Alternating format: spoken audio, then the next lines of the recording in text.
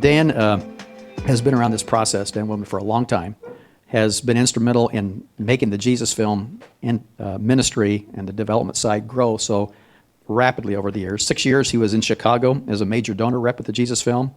9 years he was in California as a national field manager, providing leadership to the major donor rep program. He's been 3 years here in Orlando as an associate director of development, and he assists the Jesus film executive director Jim Green, and his primary focus has been with the top 100 donors that make up the Jesus Film Project Board and those people that are the greatest influencers of Jesus Film. He's got a lot of street smarts, and Dan is going to be coming with us today to really just talk about the vital importance of what this Win, Keep, and Lift is all about, sharing from his heart and kind of launching us in that whole process. Dan, get over here. It's your turn. You're on. Let's welcome Dan this morning. Well, during this segment, we're going to talk a little bit more about the Win, Keep, Lift component of development. And that's really kind of the fundamentals, the building blocks of what our ministry and what development is all about. Before we get into that, though, I'm going to talk to you a little bit first about three components of our job. And these three components are who we are, what we do, and how we do it. Who we are, what we do, and how we do it. And the first one being who we are. This is this is something that I wrestled with for some time. Larry had said, I was in the campus ministry for 6 years, and I transitioned over to development in the Jesus film. And like many of you, I had never planned on working in development. I mean, I just didn't join Campus Crusade to say, hey, I want to go and raise money. And so when I got into this position, I was having a hard time kind of figuring out in my brain, where does this all fit? How do I fit into the picture of being a part of Campus Crusade and really what my role is in ministry? So as I wrestled with this for some time and continued to study God's Word and was reading and involved with people's lives and ministry partners, the one thing that the Lord brought to my mind was the whole concept of being an ambassador of biblical stewardship. Ambassador of biblical stewardship. By the way, if you want to follow along with your notes, you can look at page 107. 107 in your notes, and we have an outline there. Sorry, I should have mentioned that. Page 107 in your notes, and I'm going to be following that outline right there. So the first fill-in, in case you're wondering, is who you are. You're an ambassador of biblical stewardship. 2 Corinthians 5:19 through 20 says, God was reconciling the world to himself in Christ, not counting men's sins against them, and he has committed to us the message of reconciliation. We are therefore Christ's ambassadors, as though God were making his appeal through us. Webster's dictionary defines an ambassador as an official envoy commissioned to a foreign government as a resident representative for the sending country. A simpler definition of this is an ambassador is an authorized representative. An authorized representative. Now, why am I saying this? Why are we talking about ambassador of biblical stewardship? Well, until you really understand who you are and what your role is, you're not going to understand really what your mission is and what you're trying to accomplish when you meet with somebody. Initially when I got into this job, I was mistaken like a lot of people and thought this job is just about raising money. And my goal is to extract as much money as I can from, the victims that I call on. And I'm pretty aggressive, and I made a lot of calls, and I called on a lot of people. And I wasn't using high-power techniques or anything like this, but I'm just passionate about what I do. And I thought, I need to raise money for the Jesus film. And so that was kind of my objective and my desire. And as I began to understand God's Word a little bit more and really began to think this through, my heart began to change. And I began to see that was not my objective. My objective was not to go to see how much money I could raise. But instead, my objective was to represent the King of Kings, the Lord of Lords, and walk into a meeting with a ministry partner, to love them, to get to know them, to minister to them, and to really discern where their hearts were, and to try to help them connect with a project that the Lord would lay on their heart. The other component that I was wrestling with in this job was, I was young when I started. I was 30 years old when I joined the Jesus film, and I was fearful. I lived in Chicago, and I was calling on a lot of business executives, and I'd sometimes go downtown into the city, and I would look at these high-rises, and I'd have an appointment on, the 50th floor or something. And I'm thinking, what am I doing? I'm just a kid. I'm still wet behind the ears, and I'm going to call on this person that has all this power, all this authority, all this control, and I'm going to ask them for money. I mean, this has got to be, I got to be the last person that they want to see. But again, as the Lord began to help me understand who I was in Him, that I was an ambassador of biblical stewardship, that was my calling, that the Lord had commissioned me on His behalf to go and talk to this person. It really changed my attitude. It changed it a lot. And so I began to think about that. And I began to think, I'm going in here really presenting an opportunity to this person of a great opportunity, a great investment for them to be involved in. And if this isn't something that connects with their heart, if this isn't something that the Lord really lays on them, it's okay. It's all right. I don't have to sweat it. But actually, I'm probably the most important person they're going to see that day. Because this is about God's work. This is kingdom work. And so my attitude began to change. Think of it this way.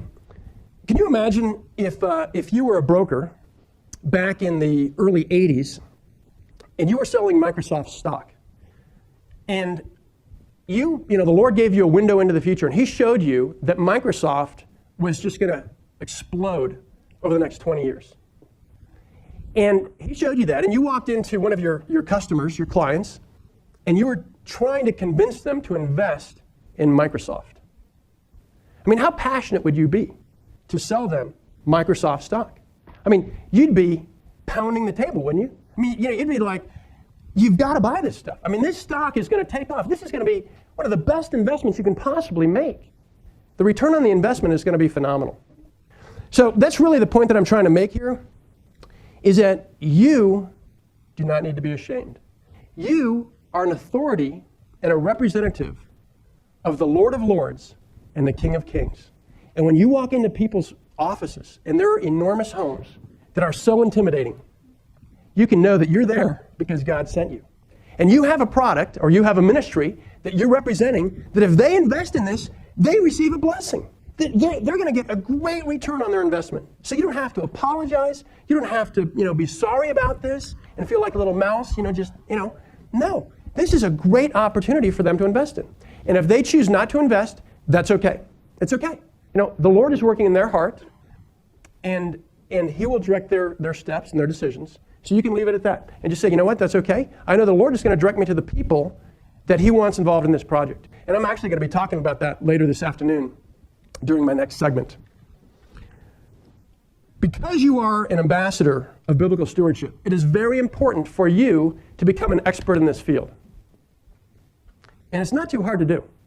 I once heard a quote that said, if you read 15 minutes a day on a single subject over a 3-year period, that you can become an expert in that field. Because again, you're representing the Lord. You're representing Him when you walk in to see a ministry partner. I mean, when you call an accountant into your home to help you on your taxes and what you're going to do, you expect professionalism. You expect somebody that really knows what they're doing when it comes to filing your taxes, right? Well, why wouldn't we be the same? I mean, we're representing the Lord. We're representing His kingdom, and we're here to talk about stewardship. So, point number 1, who we are ambassadors of biblical stewardship. And it is a joy to serve God in this role. It is a joy. So don't feel like you're here because, oh my goodness, I got relegated to the fundraiser on the committee. It is a joy and an honor to serve in this way. Okay, number 2. What do you do? Okay, this is the process. And as we have been talking about, it's the win, keep, lift. We are to win people over to our organization, keep them involved, lift them to higher levels of involvement. So we're going to take each one of these for the next few minutes and talk about them. Let's talk about winning. This requires a lot of work, lots of prospecting, cold calling, and pursuing referrals. Now here's the myth. The myth in winning people is that it's big, easy, and fast. Maybe only one visit. Yeah, maybe only one visit. And I used to have this fantasy, as many of you possibly do that are new to development. You just think about, you kind of think this way, okay? Have any of you done this? If I could just get one person to make the gift for $100,000, all of our needs would be met. We wouldn't have to talk to anybody else. Just one person giving $100,000, or you fill in the blank, $1 million or $5 million, or $50,000, or whatever the project is. You're just thinking, I just need one, right? I mean, have any of you done that before? Come on, let's be honest. You think about the one person that can do this, and so you have this what I call, again, it's the elephant hunting syndrome, where you're looking for the one elephant. You think, if I can kill an elephant, I can feed my whole village for the year. And in the meantime, you've got all kinds of elk and gazelles running right past you, but you're blind to them because you're looking for the elephant. Well, there's nothing wrong with, killing an elephant and feeding your village for a year. And sometimes God provides elephants. But most of the time, it's not going to be an elephant. Most of the time, it's going to be people that are giving at a very modest or moderate level that you will need to work and build a relationship with them and cultivate that before they begin to give at a higher level. And so I want you to be aware that you can look for the elephant. You can look for the one mega donor that might just write the check for your whole ministry, but that's not always the case. You have to keep your eyes and your ears open to people that can give at other levels. Now, the truth here is that it's small, hard, and slow. It's not a single act, but a continual process. Okay, this really has to do with prospecting when you think about it. Winning is prospecting. It's bringing people into your organization. One of the big problems I initially had was, as soon as I joined the Jesus Film and I was in this role, every person with legs that walked by me, I began to think, do they have money?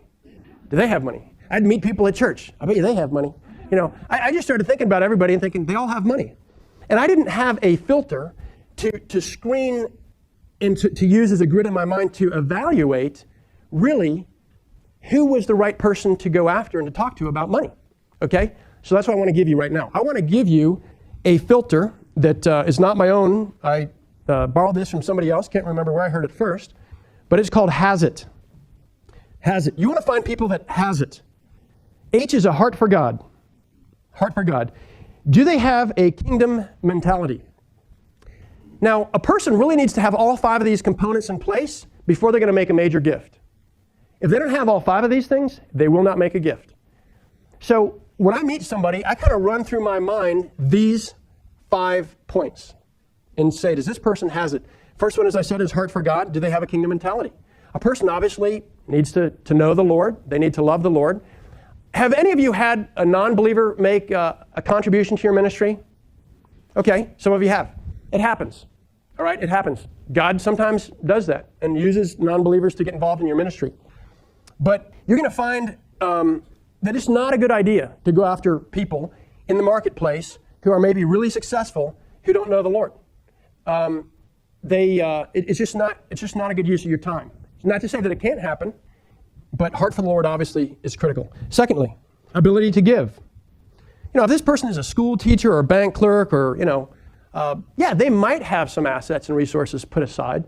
But that's one of the reasons I always try to find out a little bit about a person's background. What do you do for a living? What's really interesting is that I've discovered that there seems to be a trend for those who give major gifts to organizations in terms of a business career. Now, who of you can tell me what that career might be for people that typically give the largest gifts to an organization? Russ? Business owner. Small business owner. If you hear of somebody, if you meet somebody that is a small business owner, your alarms should go off, flags should go up, because that person often is the type that is the most generous and can give. Now, why do you think that is? Why do you think a small business owner is someone that is capable of making major or even mega gifts? Decision maker, perhaps even the sole decision maker. You go to a large organization, what happens? Conflict. I've gone to organizations that slightly above that, bigger companies where there's partners, and they say, I met with this guy downtown Chicago, and he's in a partnership with other businessmen. I said, well, these other partners like to give to other places, so we're just talking about me today. And instantly my heart sank because I thought, wow, this is a big business with a lot of money. But they just decided a long time ago they all make their own decisions and they're not going to give corporately. It's interesting. Have any of you met somebody who is a child of wealth that grew up as an heir to an enormous estate and has great wealth? I've met a number of these people over the years, and my first thought is, wow, they have a lot of money. And this isn't always the case, but what I have found in many cases is that they're reluctant to give away their wealth. Why do you think they would be reluctant? They didn't work for it. They didn't earn it. So if they give it away, it's gone. An entrepreneur knows how to make money. They don't hesitate well, many of them, the believers, one of the reasons I think they give so generously is because they generate wealth. They are doers. They are out there creating business, creating capital and wealth, and they're not afraid to give it away because they've created it themselves through their business. That's the other thing you have to think about as you're talking to these people. These are sharp business minds. They have made decisions and worked very hard for their money. And when you go in to see them, you need to know what you're talking about. You can't just wing it. Hi, I'm Dan. I work for Jesus Film and love God, and let's just hug each other. I kind of used to do that in the beginning. I just thought, because I'm a Christian and I work for Campus Crusade and, I'm kind of charismatic and I can just kind of have a great conversation, pat a few people on the back, and, hug the babies and all this kind of stuff, that, they're going to write a check. And I realized that went about, for the first 5 minutes. That was really good. But after that, because these are business owners, most of them, because they're sharp business minds and they're stewards of their money, they want to know that you have a smart business plan, that this isn't just a joke. That you just didn't have some, I had a vision from God and, we're going to do this thing and, how's it going to work? Well, we don't know. We're going to kind of figure it out as we go along. No, these people want to know how this is going to work. So, ability to give. Do they have the ability to give? What kind of business background do they have? Third, spirit of giving. Do they have a spirit of giving? There was a gentleman who he and his wife fit this model. They had started a company a number of years ago. I don't even remember the type of business that it was. They were extremely successful. They had given $500,000 to focus on the family. I know that because their son-in-law is the one that referred me to them.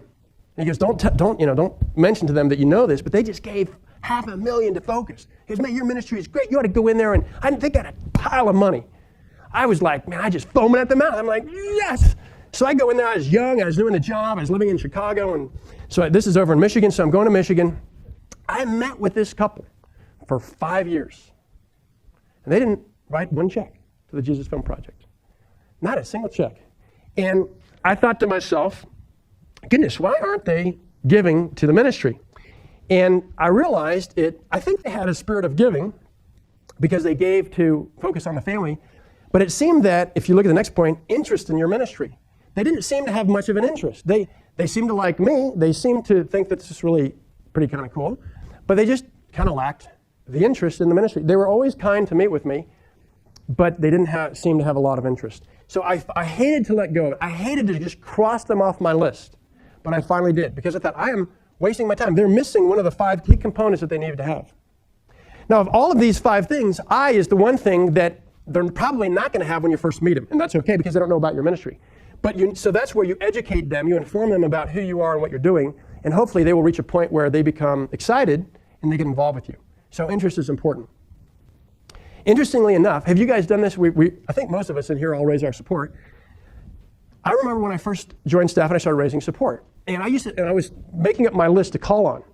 And one of the persons on that list was my Sunday school teacher, who was, she and her husband were high school teachers. And they kept saying to me, Dan, come set up a meeting. We want to talk to you about your ministry. I kept blowing them off. Because there were some other people on the list, some friends of my family that I had grown up with that I knew had great wealth.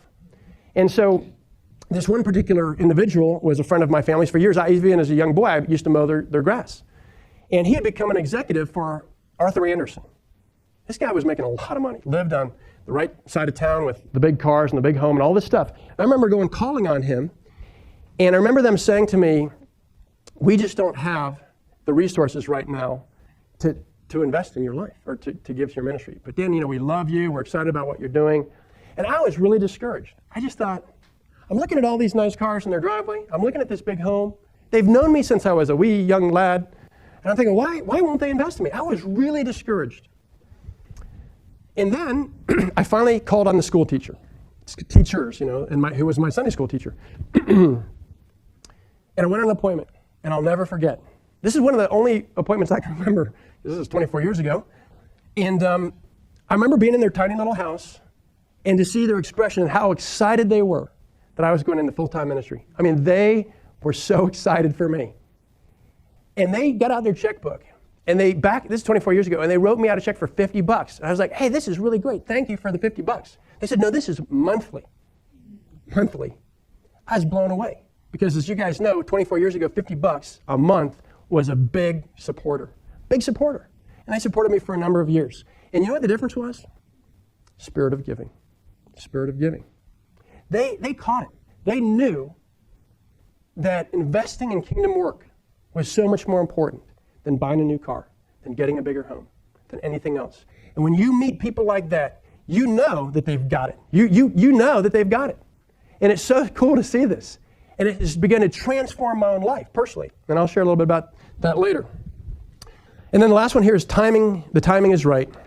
You know, businesses ebb and flow. There's business cycles. We know that. People have children in college. They're cash short because of things going on with their company, or just life. So you have to understand, what is the timing, for this person when you ask for the gift? It may not be a no permanently. It might just be a no for now. One of the coolest stories I have is a couple that I called on in Chicago. I had gotten their name. They had made a small gift to the Jesus film. I think it was like $5,000. And so I started calling this couple. And I spoke to the lady, and she said, you know what? We're really, really, really busy right now. Could you please call me back in 6 months? Well, this is back in the day of the daytimer. Remember the daytimer, the paper stuff? I'm like, 6 months. Okay, so I got my little dealie out, and I flipped it back over, and I wrote 6 months later, call this couple. And I called them.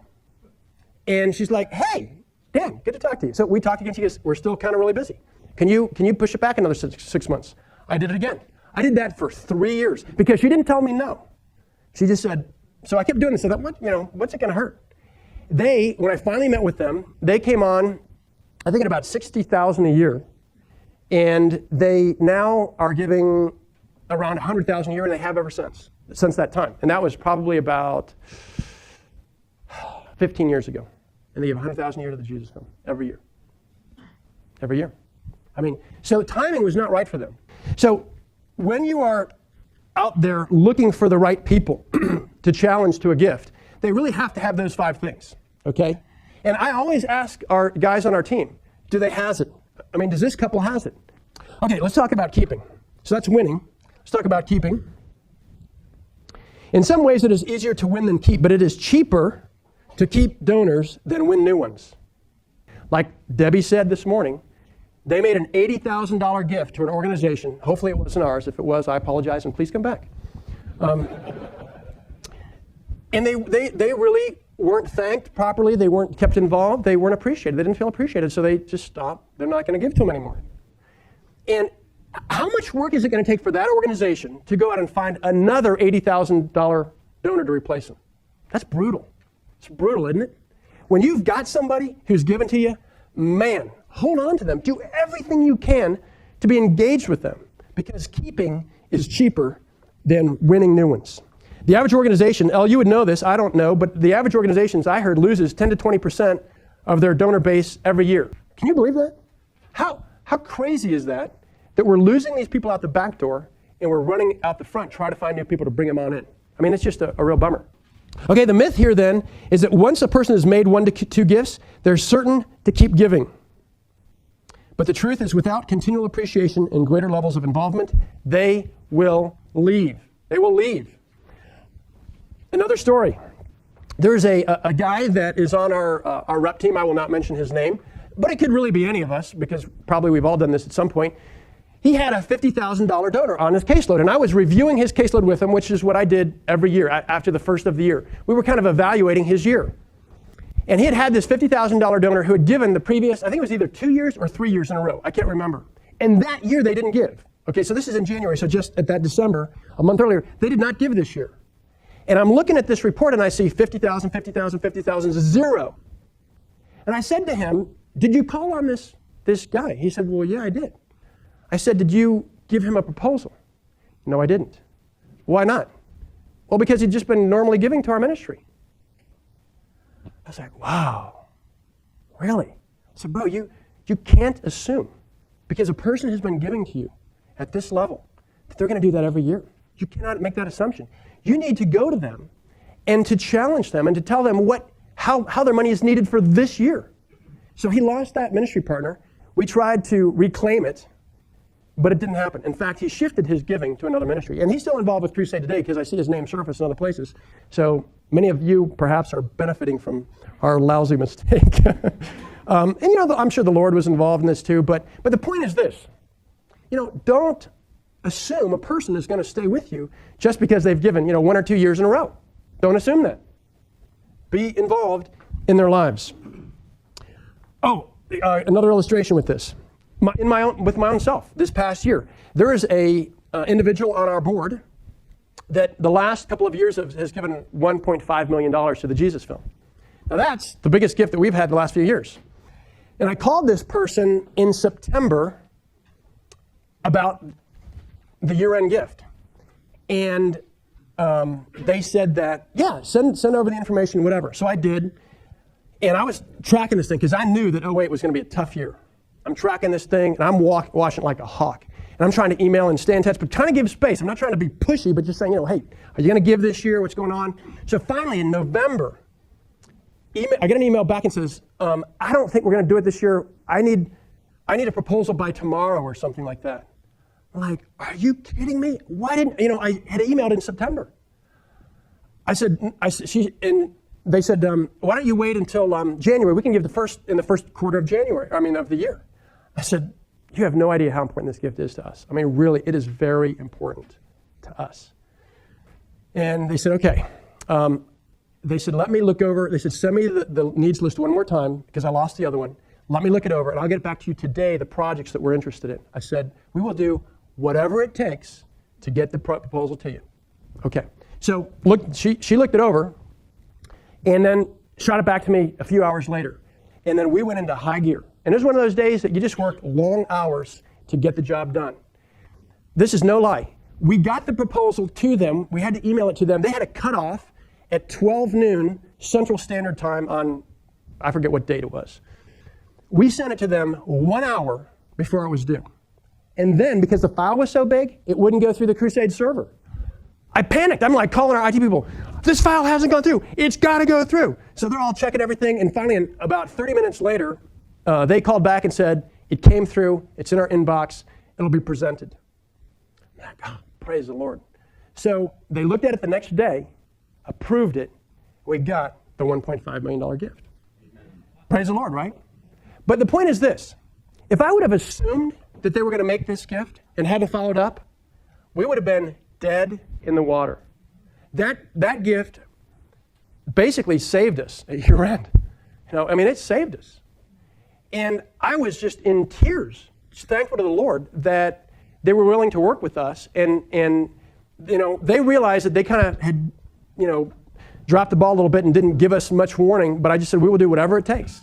And we did that, and we were able to get it to them. So don't assume that a person, because they've given every year, that they're planning on doing the same thing. This person has been a board member with us for probably 12, 13 years. And they were thinking, because of all that was going on and the inconvenience, just pushing it off a quarter.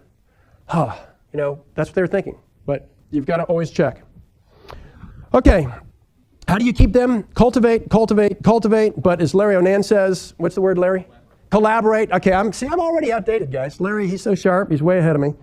I'm just a novice in this team. Collaborate. Cultivate that relationship through active communication and involvement. Active communication and involvement. Larry and Jim have talked about that already. You want them to be involved. Okay. What activities can you use to cultivate your ministry partner relationships? Okay, what can you do to cultivate? Personal visits. You can just jot these down.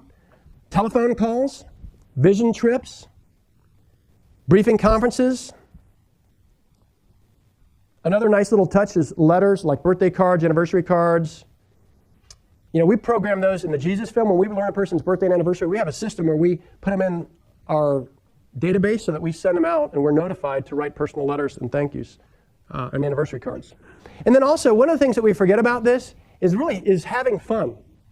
It's okay to have fun with your ministry partner. Go, play around at golf. Go boating. Go, ladies, go shopping. Go out to lunch. Just spend time with these people. You know what I found after doing this for a number of years? You spend maybe 30 minutes or so talking about the ministry. Maybe, max. The rest of the time, hanging out. Dan, what's going on in your life? What's happening with you? And we're just kind of, having fun. We go to dinner. We, go boating. We go, whatever it might be that couple enjoys doing. So those are the ways that you cultivate. Okay, more than anything, they want to feel appreciated, thanked, and feel like their giving is making a difference. People invest in stuff because they want to make a difference, right? Who wants to invest in something but it's not going to make a difference? Now, people want to know that it makes a difference. And so you need to send them well, first of all, after the gift, you always send a handwritten thank you. Do not, I repeat, do not write out and use a form letter, or I wouldn't even type one up. I would do it all handwritten. The number one piece of mail that all of us open when we go home is when you're sorting through. It's a little card, it's all hand addressed, right? And then they open it up and it's a handwritten note. People today don't do that. So you handwrite your note, and it doesn't need to be long. It just needs to come from your heart. And you just write a few sentences in there. Man, I am so grateful for this gift. You have no idea what this means to us in our ministry. We'll be praying for you. Thank you again. We appreciate it. Something like that, just short. The goal is to grow long-lasting and mutually beneficial relationships between your ministry and your ministry partners. What did we say in the beginning about keeping? It's easier, or it's cheaper to keep than it is to win new people, but it's also easier. So when you have somebody, you really need to focus on keeping them and do the best you can to keep them involved in your ministry. All right, let's talk about lifting. This is to increase their giving, to help them raise to higher levels of involvement. Lifting is usually proportional to the success of personal cultivation. It's directly proportional. The longer a donor is involved with your ministry, the greater the propensity for their increased giving. Myth here: ministry partners will lift themselves. Yes, sometimes. But the truth, most donors need to be asked. Like Ellen Debbie said, if you show up and they've been giving to your ministry for some time, and you don't ask them, they may not even give. They may not even give what they did last year, because that's what happened with the rep I told you about earlier. He showed up, he went on the appointment, he made the call, but he did not ask the ministry partner that had given $50,000 for 3 years in a row to give again this year. And if I was the ministry partner, I'd be thinking, well, maybe they don't have a real need this year for my gift. Because if they did, they'd probably be telling me about it and talking about what great opportunity to invest right now. So you need to ask, okay? Because they will not lift themselves. One of the ways that I do this is I would meet with the ministry partner, and I would have with me a proposal, because I'd thought about kind of where they've been giving and kind of the level they're at. Maybe they've been giving $25,000 a year. Maybe they've been doing $50,000 a year. Whatever the dollar amount was, I would always come in with a proposal a little bit higher. I wanted to kind of see where their upper limit was. And I would come in with a proposal that had more dollars on it. And I'd say, would you consider a gift this year of this amount? And that's what I did to elevate a lot of my people over the years. And one of the ministry partners that we have with us today is a couple that started out giving us $1,000. And I called on them. Their first gift was $60,000 because they had the capacity. And they were kind of hovering around that level for a while. And then I started talking about other projects and other ministries and other things going on. They raised it to about $100,000 or more. And then they started giving us at $500,000 a year. And it's due to other circumstances as well. But, that's lifting somebody. That's just somebody that only had $1,000 to give. And I almost didn't go back. Because when I first met them, I thought, I don't know if these people has it. And I discovered later, oh yeah, they has it. And it's really neat. We've been long time friends for many, many years. Okay, so asking is critical to lifting. There are 4 key elements to frame the ask: timing, the dollar amount, the project, and the person asking. Timing, dollar amount, project, and person asking. Those 4 components are important. Let me just briefly make a comment about this. The dollar amount, you can blow somebody away by asking for too much, but you can also ask for too little. And this is a touchy issue. This is kind of where the art comes in of development. You can look at past giving history to kind of determine this if they've given before, but that's just important to know. Project, you want to know where their passion is, what kind of things they're passionate about. We're going to talk about that later today. And then the person asking. If this is a major or mega gift for your organization, your ministry leader needs to be involved in the ask.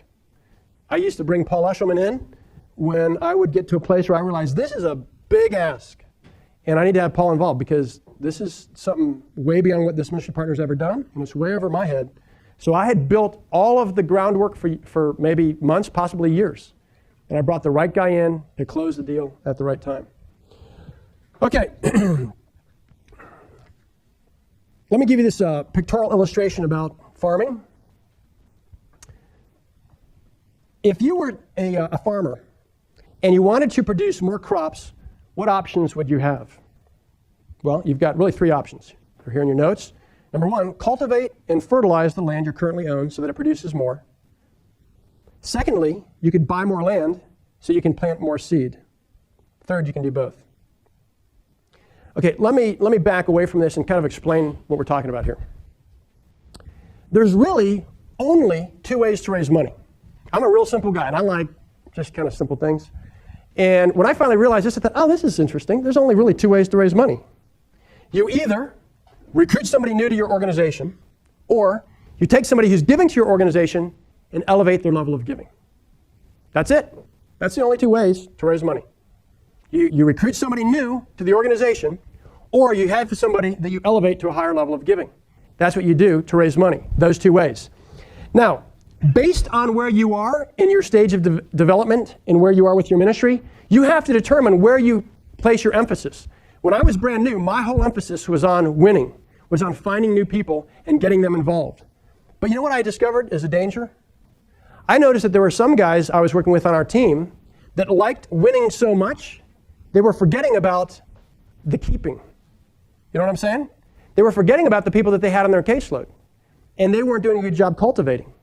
And so there now becomes a balance, because some of us all have strengths in different areas. You might be a great cultivator, a great lifter, a great engager, and you may not be that great at prospecting. And maybe you can work as a team to help with that, to bring new people to the table. But the delicate balance here is, once you get new people involved, you know, they're in your ministry, are you also going to be engaged in their lives? Because the more time you spend out here prospecting, the less time you have to work over here cultivating your people. So it's a balance. You want to be sure you're balanced. If you're out there cultivating to bring new people to your ministry and you're losing people out your back door, what good does that do you? It doesn't do you any good. So you've got to have balance in this. Ministry partners are nurtured and cultivated through different stages. 0 to 1 gifts is a prospect. 1 and 2 gifts is new donor. 2 to 4 years, young donor. 5+ years, mature donor. It's not, you know, this isn't cut and dried, but the whole idea is it gives you an idea of understanding where people are in the process and not to forget them. Where they are in the process and not to forget them. Yeah, sure. Cultivate current donors. Sorry, I didn't give you that. I think I skipped that. Cultivate current donors and then add new donors. I guess I didn't talk about that triangle there. The reason I have a triangle is because, are you aware of what's called the donor triangle? Let me explain this to you quickly. You guys all know, based on your personal support, that we have a lot of people who give small dollar amounts to our accounts, right? The higher the dollar amount, the fewer the people that give at that level. I mean, you probably have a lot of $30, $40, $50 a month supporters, but how many $200 a month supporters do you have? Or $500 a month supporters? Or $1,000 a month supporters do you have? It's fewer and fewer, okay? That principle is true in development everywhere you go. Jesus Film Project, the campus ministry, Josh McDowell, you know, all these different ministries, it functions like a triangle, okay? We have a lot of people at the lower end giving smaller dollar amounts. At the upper end, you have fewer and fewer people that give the higher dollar amounts. So what organizations do then is segment their list.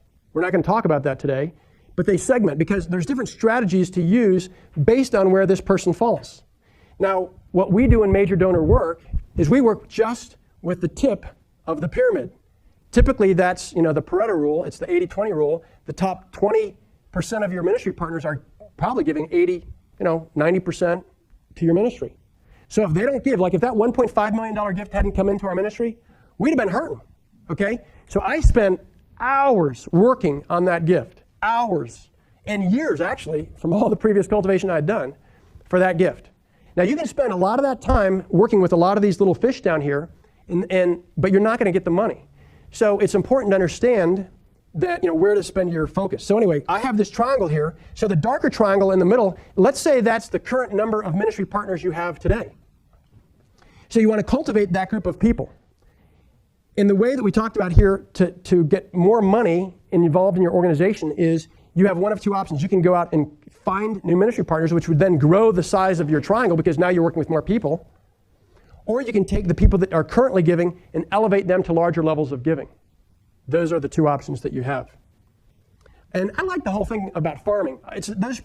Development is really like farming. I mean, initially, when I was thinking about this, I thought, it's kind of like homesteading. I can just picture the homesteaders years ago who settled the United States. And I can just picture them moving west in a wagon train, and they get a piece of property that the government had given them. They stake it out, and then they have to clear the land and plant their crops. If you're new to development, that's you. It is not easy. It's hard work.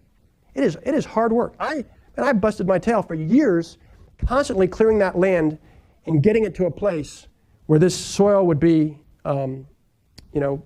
healthy and could grow good crops and all this kind of stuff. I would say really the first few years are the most difficult in development. Now, I don't want to discourage you, but it just takes some hard work. But once you get it going and you've got some crops planted, you go back, you cultivate it, you water, you fertilize, you're spending time with the people that you've got involved with. And in the meantime, then you can always add, a little bit more land every year. You can clear a little bit more land, but you're always going back, working with the people you've got. Don't forget about your land. Don't forget about the people you're working with. Keep spending time, cultivating, but looking for new people. So anyway, you guys clear on that? Okay, lastly, how do you do it? How do you do this job? Well, it's by making excellent and well-rehearsed presentations. Presentations are the most important tool you have, and you need to master them. You need to master them. I used to live in Chicago, as Larry had mentioned, when I first joined the Jesus Film. And I lived there during the heydays of the Chicago Lakers. And Chicago Lakers. I lived in California. Chicago Bulls. I also lived in California for 9 years and rooted for the Lakers when Kobe and those guys were winning. But the Chicago Bulls with Michael Jordan had won their third or fourth national title. And at the end of the game 6 or 7, I forget which it was, what had happened was they had inbounded the ball to Michael Jordan. There was 3 seconds on the clock. And of course, everybody was going to defend Jordan. And Jordan passed the ball over to Steve Kerr, who was a point guard. And he was a good point guard, but he wasn't the guy like Jordan, okay? Steve Kerr gets the ball and just with no effort, just motionless, goes like this, releases the ball from behind the three-point line, and everybody's just like this watching the ball, and it swishes as the buzzer goes off. And the Bulls win. And we go hysterical. Okay, we're just so excited. And they interviewed him after the game.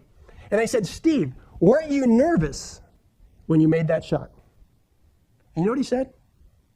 I've made this shot thousands of times. And it was just like practice.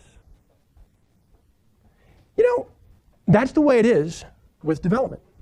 You need to have your presentation down so well that it is motionless. You get the ball, you drop back, you make the shot, and it's a swish. That's what it is. If you're thinking about your presentation when you walk into that office, you're going to be struggling. Now, I can give you another illustration. It's the 4 spiritual laws. All of us in here know the 4 spiritual laws. We had to memorize it when we came on staff. And I remember when I first was learning the 4 spiritual laws, and I would go and out sharing my faith, and I would be so caught up in all the words and saying everything right. You guys remember this? You guys were probably much better than me. But I used to struggle with this, just wanting to get it all right and just afraid I'm going to switch laws around and tell them they're all going to hell first and then, others about Jesus. But we finally figured this out. But you know what I realized? Once I got the 4 laws memorized and I was comfortable with it, what do you forget about? Yeah, you forget about yourself and you forget about the presentation, and you can focus on the person. You can focus on the person. And the same is true in development. Once you get your presentation down and you are so comfortable with it, you can walk into a meeting with somebody and not focus on the presentation, but on the person. And that's really what good development is about. So, in summary, who are we? We are ambassadors of biblical stewardship. Number 2, what do? We win. You got it. And then how do we do that? By making excellent, well-rehearsed presentations. So yes, we are ambassadors of biblical stewardship. We win, lift people to the organization, and we make excellent presentations. Amen? Amen. All right, Larry.